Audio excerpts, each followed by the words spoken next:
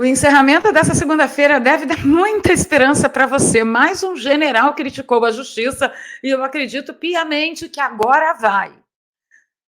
Ironia detectada, né? Fica comigo que a gente vai conversar muito sobre Cristiano Zanin, a indicação. A sabatina foi marcada para a semana que vem. Semana que vem tem CPI, tem CPMI, está recheado e tem também o julgamento de Bolsonaro, né, no dia 22, pois Dias Toffoli foi cafugar lá no fundo da gaveta, mas no fundo mesmo, e liberou a ação de Maria do Rosário contra Jair Bolsonaro. É tudo para tentar prender o nosso capitão. Então, vamos junto até o final do vídeo, senta o dedo no like, compartilha a valer, porque tem muito conteúdo para eu comentar com vocês a respeito, inclusive da Comissão da Verdade, que conseguiu a sua primeira condenação. Em contrapartida, tem um general criticando a justiça porque um dos militares está preso por cartão de vacina. Eles não sabem o que está acontecendo no Brasil, não é possível. Então, vou pedir o seu like logo agora no início, que ajuda a gente pra caramba.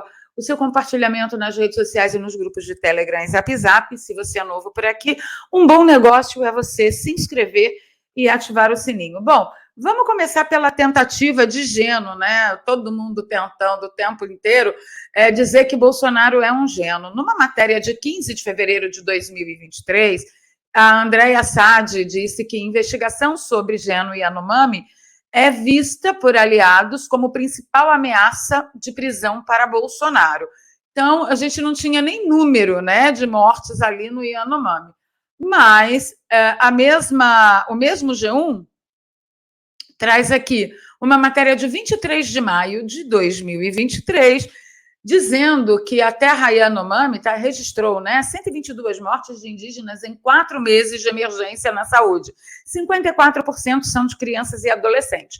A pergunta que não quer calar é: o pau que bateu em Bolsonaro vai bater em Lula? Porque se Bolsonaro tem algum tipo de possibilidade de ser envolvido numa acusação de gênocídio de Yanomami, a gente não sabe nem qual o número que era na época. Agora a gente tem um número, 122 mortes em 4 meses é enquadrado, ingênuo? Pois é, então para você entender que tudo é narrativa, como o próprio Luiz Inácio falou a respeito de Maduro. Agora, não bastando isso, gente, olha só o que Dias Toffoli tirou do fundo do baú, tá? Toffoli autorizou retomada de ação de Maria do Rosário contra Jair Bolsonaro. Vocês lembram? Olha só, ele novinho aqui, Maria do Rosário, magrinha, uma coisa, né? Vocês lembram que a ele, porque eu não te estupro, porque você não merece, dá que eu te dou outro. Foi aquela coisa toda lá. E eles tinham acabado de sair de uma audiência pública onde Maria do Rosário estava defendendo o Champinha. Se você não conhece quais são os feitos do Champinha, você dá um Google aí que você vai entender. E Bolsonaro, perdão, foi para cima da Maria do Rosário com força, com vontade, mas na palavra, né? Foi incisivo, sim, falou alto, sim, gritou, sim, mas foi na palavra. E aí ele foi acusado de incitação ao frufrus.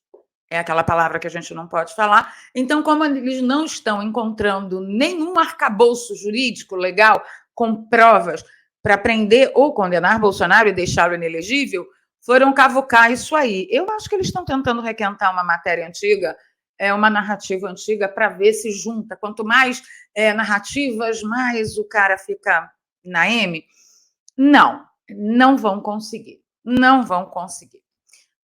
Agora, eu falei para vocês que tem um general, né, que criticou a justiça a respeito dos militares que estão presos por coisa de vacina, né? O general Mourão está lá no Twitter dizendo que é um absurdo, né, a justiça manter presos militares por causa de fraude em cartão de vacinação. Realmente ele tem uma certa razão, porque isso aí é crime de menor ofensa, né, menor teor ofensivo, periculosidade não tem nenhuma, os prisioneiros são réus primários, têm ficha limpa, endereço fixo, todas aquelas coisas que a gente sabe bem que a justiça exige para que as pessoas não fiquem presas e tal, né? Mas não é no caso dos militares, como também não é no caso de muitos réus que ainda estão presos, ainda se encontram em prisão no caso dos atos do dia 8 de janeiro. Mas o general Mourão, ele resolveu fazer um oba-oba, criticar a justiça por causa do coronel Cid, coronel Cordeiro e os sargentos Max e Guilherme Reis. O que ele falou? Ele falou, olha, quais outros cidadãos efetivamente seriam presos pelo mesmo motivo? Será que durante todos esses dias a justiça não conseguiu levantar as informações necessárias ao processo? Pessoas que efetivamente oferecem risco à sociedade estão soltas todos os dias. Nós sabemos. Agora eu queria saber se o general Mourão está sabendo disso aqui, ó. Gente, isso aqui é uma treta tão homérica sobre os crimes da ditadura pela Comissão da Verdade, tá? O Ministério Público condenou hoje um ex-delegado do DOPS por ocultação de cadáver durante a ditadura. Há controvérsias, tá? Ele é o ex-delegado do DOPS, Cláudio Antônio Guerra, e foi condenado a 7 anos de prisão em regime semiaberto por ocultação de cadáver. Mas o que eu queria levantar para vocês mesmo é isso aqui, ó.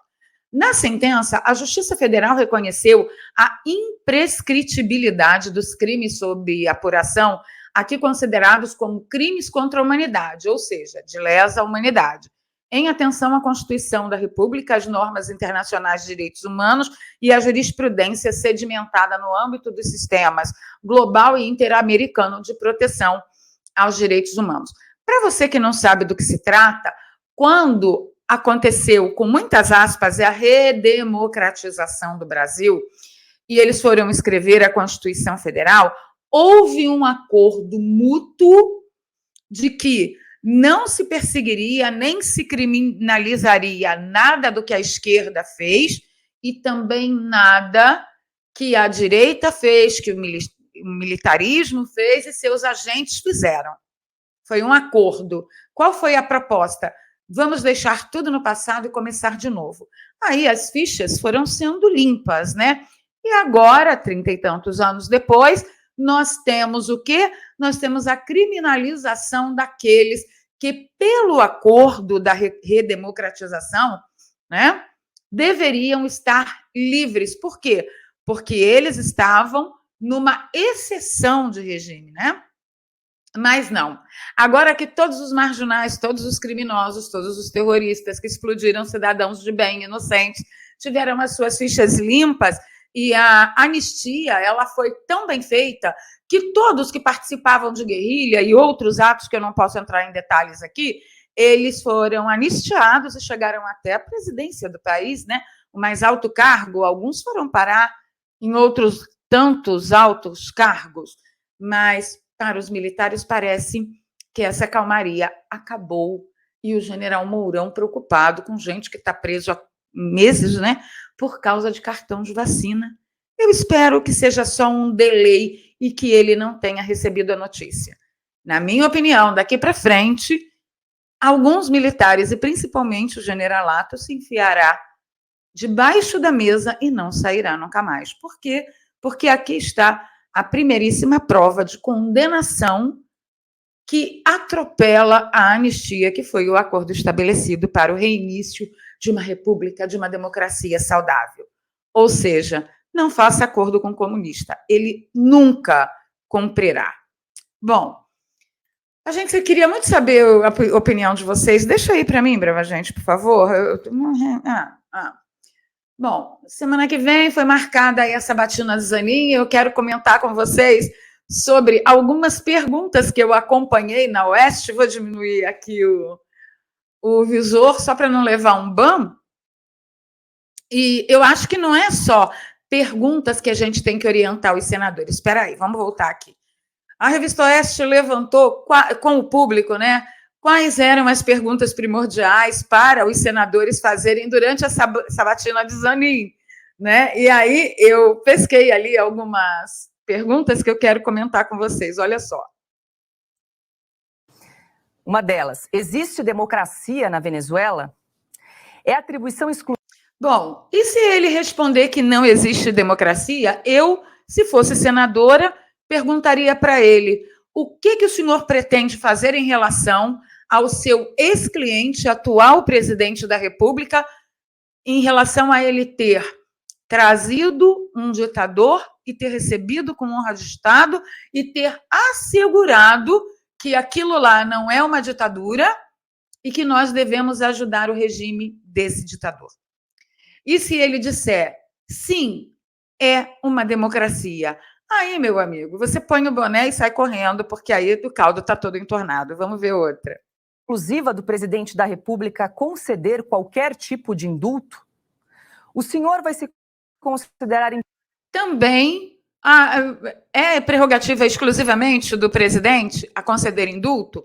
Se ele disser sim, o senador tem que... Vem cá, o que você pretende fazer? O que você acha? Qual é a sua consciência?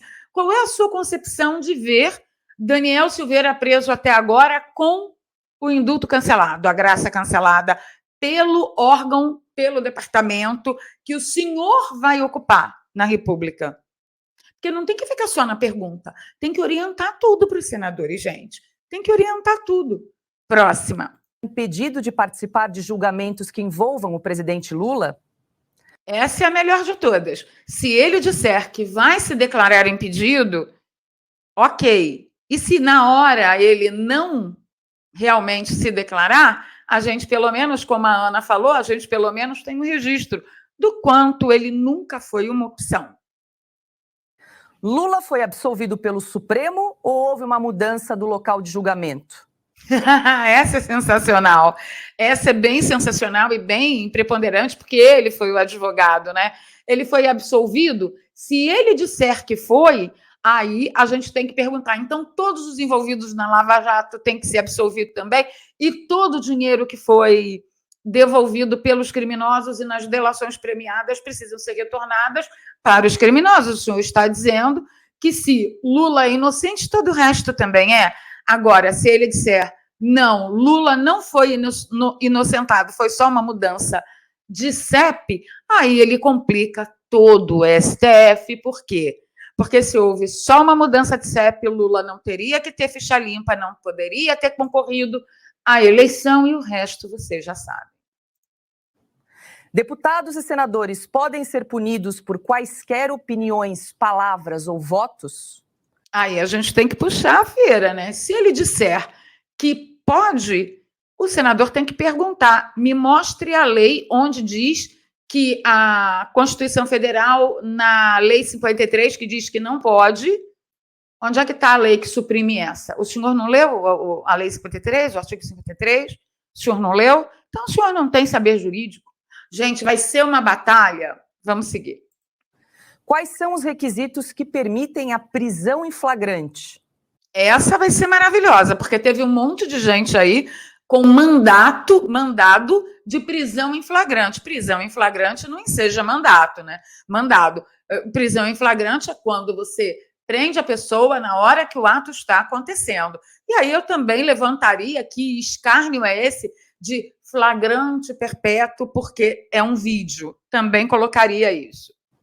Qual o prazo máximo para a conclusão de um inquérito? E a gente está... Nossa Senhora, aí a gente vai azedar o pé do frango para o lado dele, por quê? Porque o inquérito das fake news, o inquérito do fim do mundo, são inquéritos que não terminam nunca mais. Teve várias, né, outras perguntas importantíssimas, maravilhosas, que vão colocar a Zanin numa sinuca de bico, e eu espero realmente que os nossos senadores estejam vendo tudo isso. Como foi marcado para a semana que vem, para dia 21, até lá eu pretendo fazer a listinha no meu Twitter, se você não me segue, o link está aqui na descrição, e marcar cada senador. Vai ser lindo de ver. Ou Zanin vai pedir para sair correndo, ou a gente vai ver uma pequena vitória da soberania da nossa nação. Agora eu quero saber da sua opinião. Deixa nos comentários para mim o que você acha. Essa notícia da Comissão da Verdade ter conseguido sua primeira condenação me deixou muito preocupada, e é um sinal alto e claro. Você, militar, que ousar, agora eu não só te coloco na prisão sem você ser réu, sem ter inquérito, sem ter nada. Eu te condeno e te mando para a cadeia. Essa, para mim, foi a notícia mais importante do dia. Então, vou ficando por aqui, pedindo seu like, seu compartilhamento. Se você gosta do meu trabalho, pense em apoiar aqui essa caminhada. Aqui tem um Pix, qualquer valor é muito bem-vindo. E para você que não fez o Pix, tem 2 contas bancárias aqui na descrição e também uma conta no PayPal para você que está fora do Brasil. A gente termina essa segunda-feira de Meu Deus juntos e amanhã retornaremos a partir das 13 horas lá na bancada do Ítalo Lorenzon. A gente se fala.